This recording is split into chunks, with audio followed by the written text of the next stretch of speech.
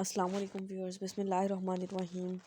आज का हमारा टॉपिक है द प्रील्यूड पोइम की टेक्स्ट। इससे पहले लेक्चर में मैं आपको इसकी समरी के बारे में, इसके बैकग्राउंड के बारे में सब बता चुकी हूँ, क्योंकि विलियम वर्ड्सवर्थ की पोइम है और ये एक बहुत लेंथी पोइम है। इसकी टेक्स्ट को आज हम पढ़ेंगे, तो स्टार्ट करते हैं इसकी टेक्स्ट। अगर अभी तक आपने वो वाली वीडियो नहीं देखी, वो वाला लेक्चर नहीं सुना, तो पहले उसको सुन लें ताकि आपको इस टेक्स्ट की, इस पोइम के अच्छे से समझ आ सके। और इंशाल्लाह नेक्स्ट लेक्चर में हम इसकी क्रिटिकल एप्लीकेशन, क्रिटिकल एनालिसिस भी करेंगे। स्टार्ट करते हैं text. O there is blessing in this gentle breeze, कि यानी इस ये जो हल्की हल्की सी हवा चल रही है, जिसमें कितनी खुदाबंदी है, कितनी रहमत महसूस होती है। क्योंकि ये पोइम जो है ना, विलियम वर्ड्सवर्थ के अपने पॉइंट ऑफ व्यू के बारे में है, अपनी मेमोरीज़ के बारे में है। वो अपनी चाइल्डहुड को, अपने बचपन को, अपने विलेज को याद कर रहा है, जहाँ पे वो पहले रहता था, जहाँ पे उसकी परवरिश हुई है। A visitant that while its fan my cheek, cheek word है ये, कि यानी वो कहता है कि जब ये जो हवा होती है ना, मेरे गालों के साथ, मेरे चीक्स के साथ सहला के गुजरती है। That seems of conscious of the joy it brings from the green fields and from yon azure sky.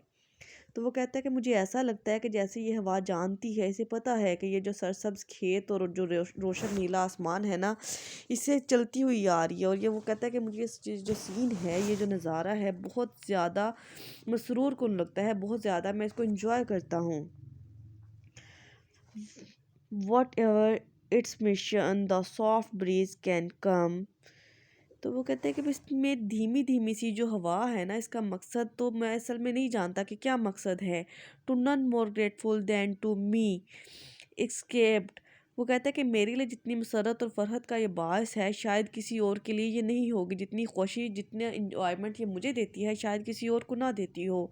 From the west city where I long had pent are discontented sojourner now free. वो कहता है कि क्योंकि मैंने अभी भी London जैसे बड़े शहर से छुटकारा पाया है, जहाँ मैंने एक तवील अरसा उदासी में गुजारा। वो इस वजह से ऐसा कह रहा है कि यानी वो जो था ना, अपनी एजुकेशन के लिए उसने कैम्ब्रिज यूनिवर्सिटी में एडमिशन ले लिया था, और वो जब वहाँ पर शहर में जाके रहने लगा था, तो वो अपनी गाँव की लाइफ को, अपनी रूरल लाइफ को बहुत ज़्यादा मिस करता था। और जब वो अपने गाँव में वापस आता है ना, तो उसने उस रिसेंटली ये पोइम लिखी है, मतलब अभी अभी वो शहर की ज़िंदगी से अपने गाँव की ज़िंदगी में वापस आया है, और उसने पोइम लिखी है। और वो वहाँ के माहौल को, उसकी नेचर को एंजॉय कर रहा है, और बता रहा है कि यानी वो अभी तक जो लंदन से में जो था, रह के थक गया था, तंग आ गया था, क्योंकि वहाँ पे वो नेचर की कमी महसूस करता था।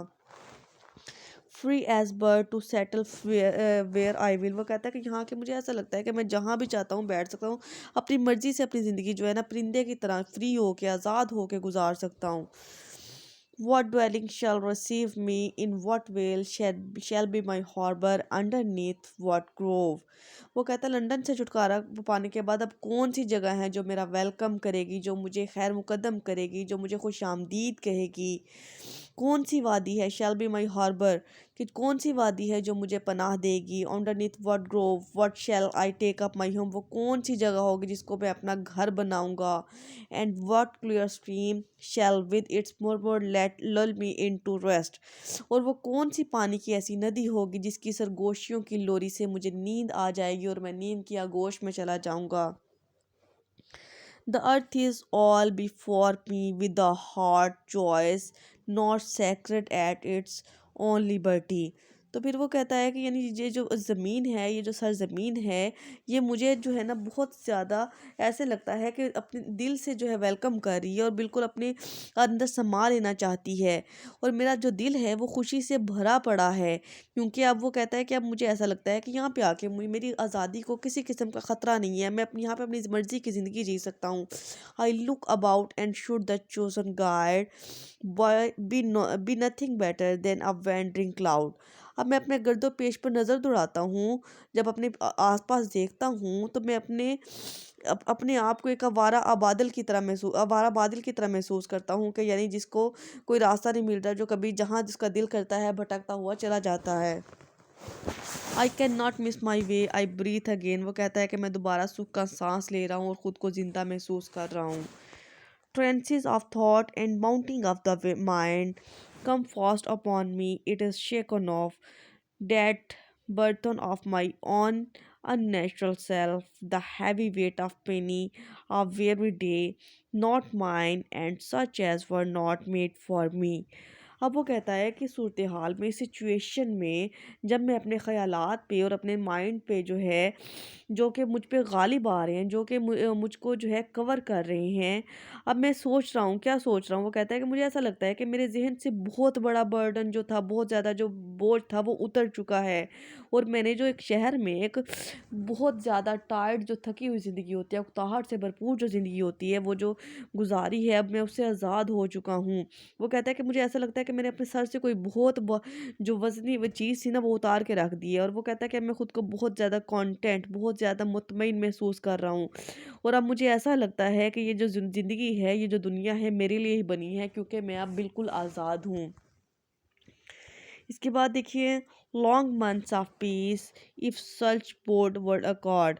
वो कहता है कि अगर इंसानी ज़िंदगी में अमन जैसी कोई चीज़ है, तो पुरअमन ज़िंदगी के कई महीने पुरसकून और मुस्तकिल खुशी के कई महीने जो कि वो वहाँ पे गुजार के आया है ना, वो उनसे वो बहुत ज़्यादा तंग था, और वो एक एक दिन गिन रहा था कि कब वो वक्त ख़त्म होगा।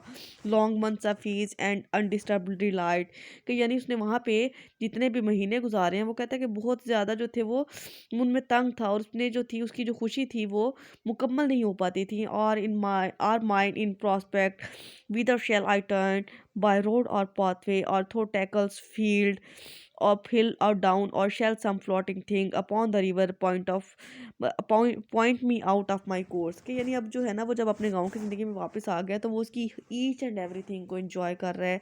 वो वहाँ के पहाड़ों की बात करता है, वहाँ पे जो नदियाँ गुजर रही हैं उनकी बात कर रहा है, वहाँ के माउंटेन्स की बात करता है। फिर वो एक दरिया में जो तैरती हुई जो कोई चीज़ जो आती है, उस पे जो है वो जैसे कश्तियाँ बनाते हैं ना कागज़ की, उनके बारे में बताता है। कि वो कहता है कि मुझे यहाँ की हर चीज़ से मोहब्बत है, वो हर चीज़ से जो है लुत्फ़अंदोज़ हो रहा है। Dear liberty, yet what would it avail. वो कहता है कि आज़ादी तो मुझे बहुत अजीज़ हो, लेकिन ऐसी आज़ादी का क्या फ़ायदा, but for a gift that concentrates the Joy, for I methought while the sweet breath of heaven was blowing on my body, felt within a correspondent breeze that gently moved। तो अब ये कह रहा है कि आज़ादी जो है ना मुझे इतनी अजीज़ है, लेकिन ऐसे आज़ादी का क्या फ़ायदा जब तक वो ऐसे तोहफ़े की सूरत में ना हो जो कि खुशी को एक मुक़द्दस शै बना दे। तो यहाँ तोहफ़े से क्या मुराद है? तोहफ़े से मुराद मतलब उसकी जो पोएटिक मूवमेंट है, उसके थॉट्स हैं, उसकी इमेजिनेशन है।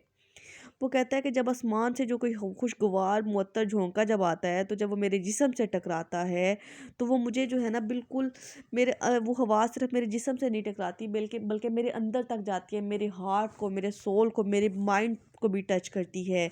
और correspondent breeze that gently moved with quickening क्विचू but is now become a tempest or redundant journey, vexing its own creation thanks to both.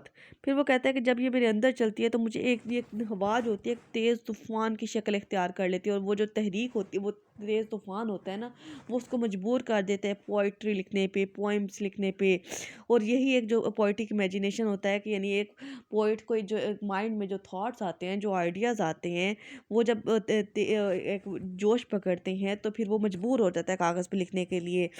लेकिन वो कहता है कि लेकिन मेरे अंदर शायराना तहकीक की शिद्दत हो जाती, खुद मेरे लिए परेशानी का बास बन रही थी। क्यों बन रही थी? क्योंकि वो अभी लिख रहा था, vexing its own creation thanks to god and their congenial part that while they join in breaking up a long continued Frost.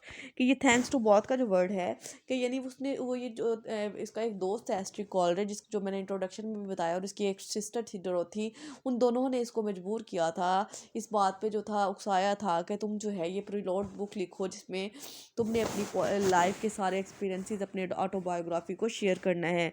और उसने ये उनके कहने पे किया था, इसलिए वो उन दोनों को शुक्रिया अदा करता है। Being with them vernal promises the hope of active days urged on by flying hours. वो कहते हैं इन दोनों हवाओं ने मिलकर खारजी माहौल और मेरे दिमाग में जो बर्फ़ जमी हुई थी उसको पिघला दिया। ये दोनों हवाएं जो हैं अपने साथ इतना खुशगवार बादल आई हैं कि ये ऐसा लगता है कि मौसम बुखार जो है आने वाला है। ये मौसम बुखार की उम्मीद जो दिलवा रही हैं, और ये उम्मीद लाई हैं कि तेज़ी से जो गुजरता हुआ वक्त है, वो शायरों की तख्लीकी सरगर्मियों को शायरी लिखने के लिए उकसाएगा, मतलब उनको मजबूर करेगा, उनके अंदर जो है जोश व जज़्बा पैदा करेगा। Days of sweet layer text भी, लेयर कहते हैं फ़ारग वक़्त को, text with patient thought, abstruse nor wanting punctual service high matins and whispers of hormones vessel। मौसम बहार के ये आने वाले दिन ना सिर्फ खुशगवार और पुरलुत्फ यानी जो फ्री टाइम होगा उसको लुत्फानंदोज़ बनाएंगे, बल्कि उनमें जो है सब्र के साथ फ़लसफ़ाना गौर फ़िक्र भी करना होगा, मतलब फ़िलॉसफ़िकल थॉट्स को लेके जो है पोइट्री को लिखना होगा। इस मौसम में बाकायदगी से आला दर्जे की शायरी लिखने की खिदमत सरअंजाम देने में कोई कोताही नहीं होनी चाहिए। और ये जो शायरी है वो सुबह और शाम के माहौल से हम आहंग होकर दुआया नज़्मों पर मुश्तमिल होगी, मतलब उसमें जो है पोइट्री होगी, हमद होगी, नज़में होंगी, और वो दुआया टाइप जो नज़में होती हैं वो भी शामिल होंगी। इसके बाद ये तो अब इसका जो नेक्स्ट पार्ट है इस पोइम के टेक्स्ट का वो इंशाल्लाह हम नेक्स्ट वीडियो में करेंगे। आई होप सो कि आपको लेक्चर की समझ आ गई है। अल्लाह हाफ़िज़।